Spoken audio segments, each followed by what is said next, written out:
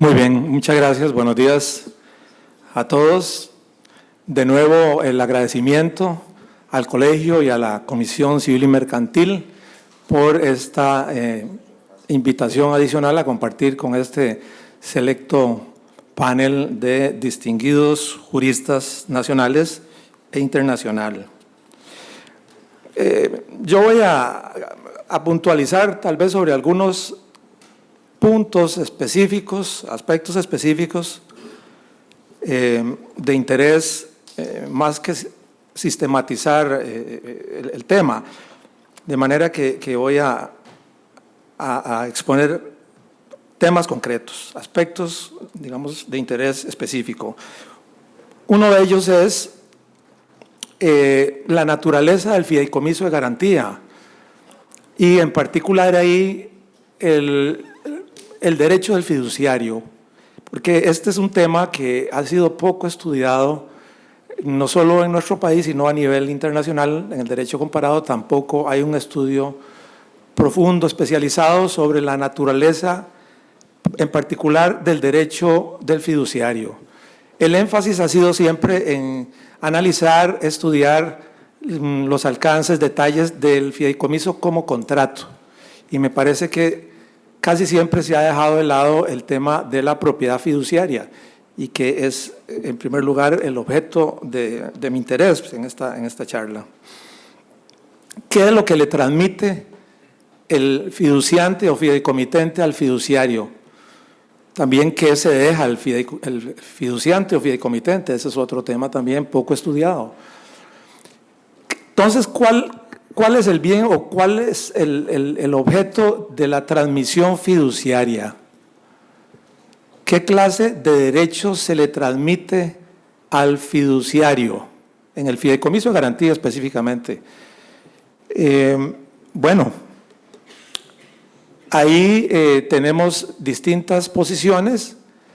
En general, la doctrina y nuestra jurisprudencia lo que indica es que se transmite y se adquiere por el fiduciario una propiedad limitada e imperfecta. Digamos que ese es el concepto básico que se plantea en la generalidad de la doctrina. Pues bien, yo tengo serias reservas de que esa tesis sea correcta. Después de analizar con bastante detenimiento el tema, hay que concluir otra cosa, porque el fiduciario puede hacer casi que cualquier cosa, ya sea por el contrato, por la ley o porque las partes o un juez se lo autorice. Incluso puede hipotecar, es decir, la ley dice el Código de Comercio que con la autorización del juez, pero puede hipotecar, en lo cual entraña una venta eventual, ¿verdad? Un remate que es una venta. De manera que el fiduciario tiene bastantes facultades. No sería posible decir en esas condiciones que lo que él adquiere es una propiedad limitada, porque en todo caso eso implicaría de alguna manera que el fideicomitente se reservó algo de la propiedad, y no es así, no se reserva realmente nada. Entonces la propiedad pasa completa al fiduciario. Esto es una idea fundamental poco estudiada y se puede considerar que es una propiedad plena la que adquiere el fiduciario, solo que en grado de compresión. Tiene esa característica, tiene ese principio de que es una propiedad sometida a una dinámica de compresión y descompresión. Digamos que esa es la tesis que queremos plantear. El fiduciario tiene una propiedad plena, solo que comprimida por las regulaciones legales y contractuales, pero con facultades liberables. Es decir, es posible que las facultades que están comprimidas se descompriman por autorización de las partes interesadas, por la ley o por un juez. De manera que esto es un aspecto importante, e incluso, vean ustedes, cuando el fiduciario saca remate de la propiedad, el adquirente adquiere la propiedad plena, ¿no es cierto? Era la propiedad plena. Quiere decir que el fiduciario tenía la propiedad plena en todo caso. Claro, si ha sido una propiedad descomprimida durante todo el fideicomiso, al momento del incumplimiento, habría que aceptar eso, el incumplimiento del fideicomitente en la obligación, digamos, de crédito que tiene, en ese momento hay que aceptar que se produce una descompresión y el fiduciario adquiere completa en ese momento todas las facultades del dominio pleno, para así podérselas transmitir al adquirente rematario, ¿verdad?, dentro del proceso de ejecución.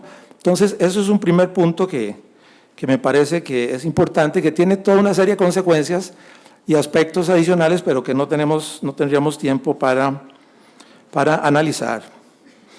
Otro tema puntual que me interesa destacar es el fideicomiso dentro de la ley de garantías. Porque la ley de garantías mobiliarias, me refiero a la ley de garantías mobiliarias, contempla la figura del fideicomiso. Entonces, esto plantea una serie de interrogantes que me parece que hay que atender, hay que buscar resolver, porque hay una similitud de sistemas. Ese sería un aspecto que, en primer lugar, habría que señalar. La ejecución de la garantía mobiliaria y la ejecución fiduciaria son casi iguales, casi lo mismo. Entonces tenemos un doble procedimiento, un doble sistema de ejecución, ¿no es cierto? El contrato de fideicomiso contempla las reglas de ejecución. Entonces ahí vamos a tener una situación que hay que revisar, hay que atender, hay que resolver cuál sistema de ejecución aplica. O si más bien es que el fiduciario tiene la opción de escoger cualquiera de los dos. Bueno, eso es toda una temática. A mí me parece que la ley de garantías mobiliarias, como ley que es, nos está señalando el debido proceso. Tal vez hay que considerar eso. Nos está planteando cuál es el debido proceso para ejecutar una garantía que esté en un fideicomiso, que sea parte de un fideicomiso. De manera que la ejecución planteada o desarrollada en el contrato de fideicomiso debe responder a los principios de debido proceso. Pero claro, yo no me extrañaría que se pueda mejorar, se pueda detallar mejor, más aún las reglas de proceso que aquellas que están descritas en la Ley de Garantías Mobiliarias. Me parece que en ese sentido el fiduciario podría decir, no, yo escojo la ejecución que está planteada en el contrato de fideicomiso, que es mejor que la que está en la Ley de Garantías Mobiliarias, ¿verdad? O podría ser simplemente que en el fideicomiso se haya previsto que el proceso de ejecución será conforme a la Ley de Garantías Mobiliarias, y en eso y en otros aspectos que tengan que ver con temas de ejecución, de reposesión, que en esto pues la ley está bastante clara, bastante bien. Luego hay otro aspecto muy importante, muy puntual, que le da ventaja al sistema de garantías mobiliarias, y es la publicidad de la garantía, porque pese a que en nuestro sistema, como el argentino, tiene un registro de fideicomisos, está en el Código de Comercio, no opera. No opera. En la práctica el registro no registra fideicomisos, no registra contratos de fideicomisos, registra la propiedad fiduciaria, registra la propiedad fiduciaria en el registro de propiedad, pero no hay registro de fideicomisos, de contratos de fideicomisos. Entonces, en ese sentido, no hay publicidad eficiente, oponibilidad real, eficaz frente a terceros, como sí la está ofreciendo el sistema de garantías mobiliarias, a donde se va a inscribir el fideicomiso. Entonces va a tener esa ventaja especial.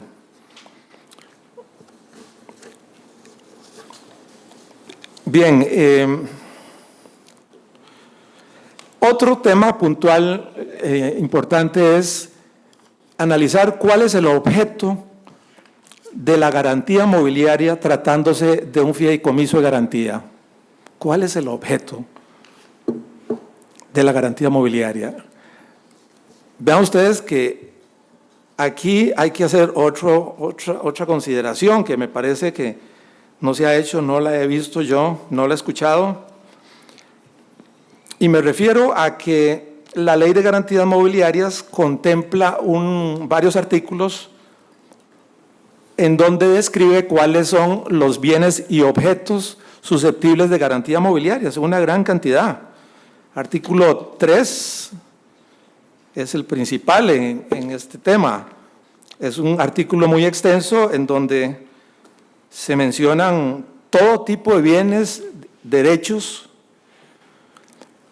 lo que era materia prenda, porque la prenda en Costa Rica se eliminó, salvo casos de excepción, como los vehículos, pero la regla general es que aplica ya ahora la figura de la garantía mobiliaria. Lo dice claramente acá nuestra nueva ley de garantías. Ahora, leyendo este artículo 3º, yo encuentro que hay una mezcla desordenada de bienes y objetos sujetos susceptibles de garantía mobiliaria. Hay bienes muebles, pero también hay venta con reserva de dominio. Estamos hablando de otra materia. Hay fideicomisos de garantía, hay facturas, hay contratos de arrendamiento financiero, gravámenes judiciales y administrativos, etcétera, etcétera. Entonces hay una mezcla y yo percibo un desorden en la forma en que está estructurado este tema del objeto de la garantía mobiliaria.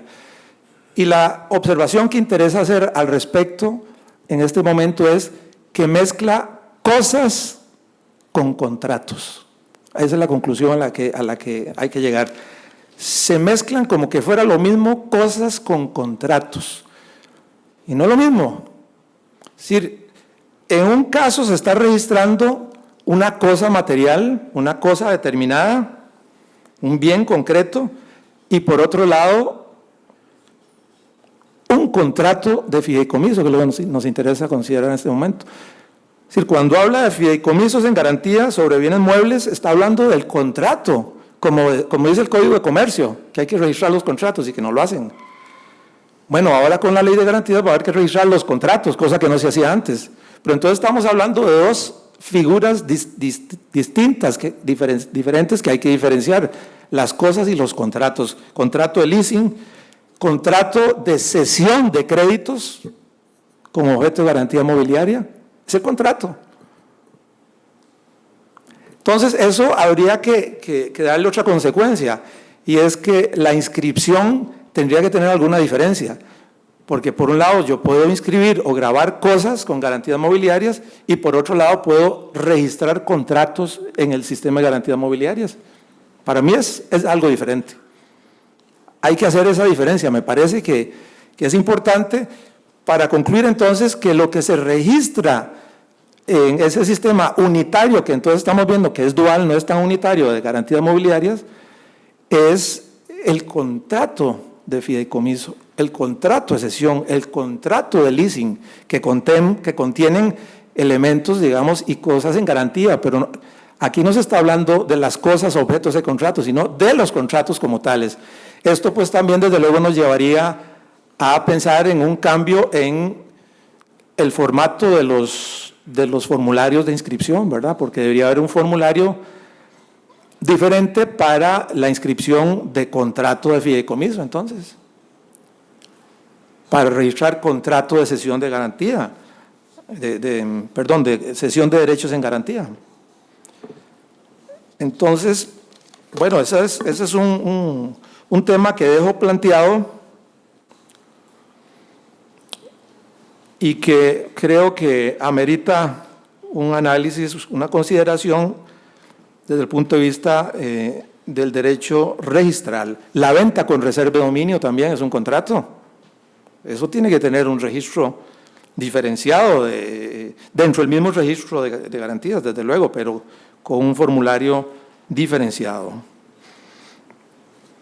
Entonces, la conclusión es esa, que hay dos categorías, por lo menos, perceptibles del articulado de la ley, dos tipos de garantías mobiliarias diferenciadas en el artículo 3 de la Ley de Garantías Mobiliarias.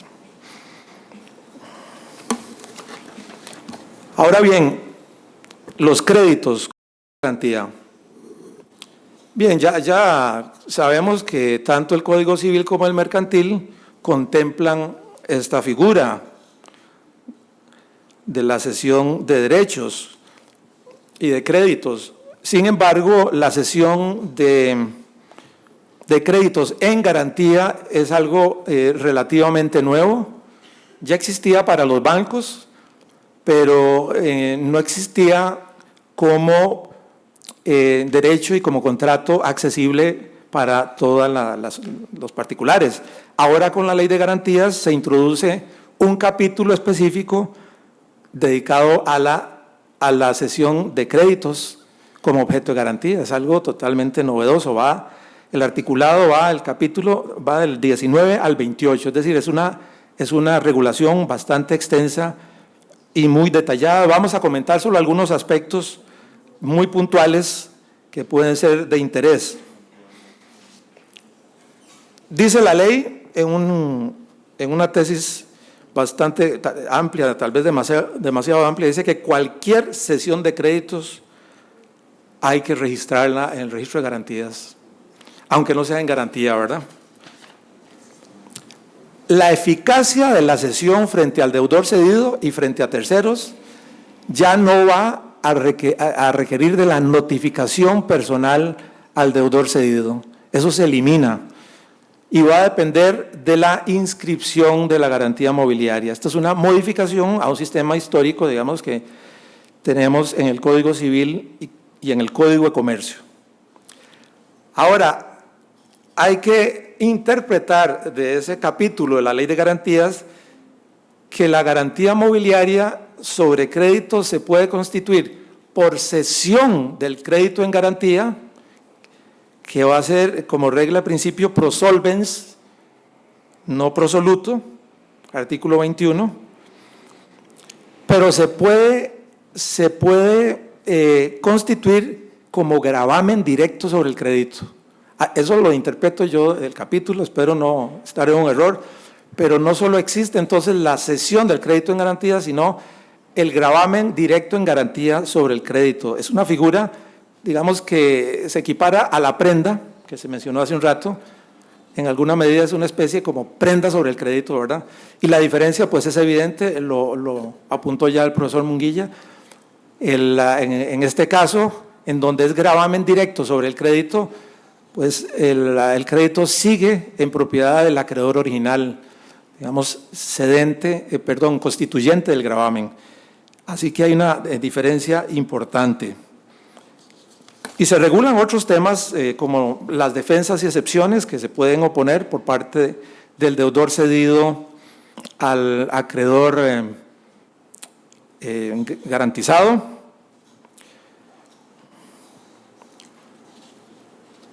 Y bueno, en conclusión, podemos decir que la cesión de créditos en garantía opera como un negocio fiduciario, tiene un tronco común con la fiducia común creditore, de donde viene el contrato de fideicomiso, que es un tipo de negocio fiduciario. Y cada figura va a tener sus propias ventajas, sus propias facilidades, unas más formales que otras.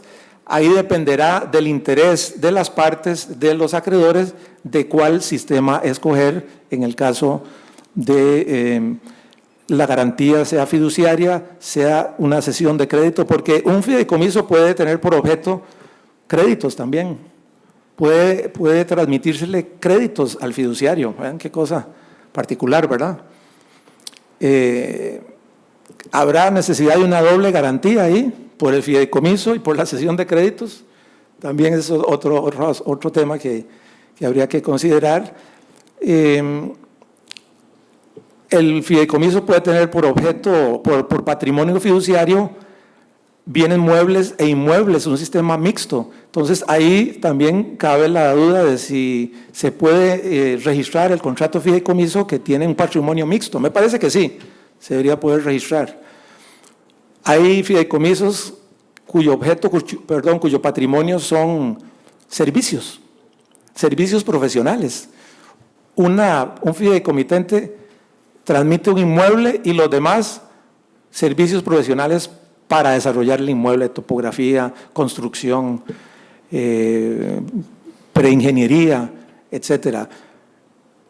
Y todos esos servicios se aportan al fideicomiso como parte del patrimonio fideicometido. De manera que habrá en cada caso que escoger con cuidado cuál figura es la adecuada y tomar en cuenta pues, estas diferencias que existen y que plantea la nueva Ley de Garantías Mobiliarias en los aspectos que hemos comentado. Hasta aquí mi intervención. Muchas gracias.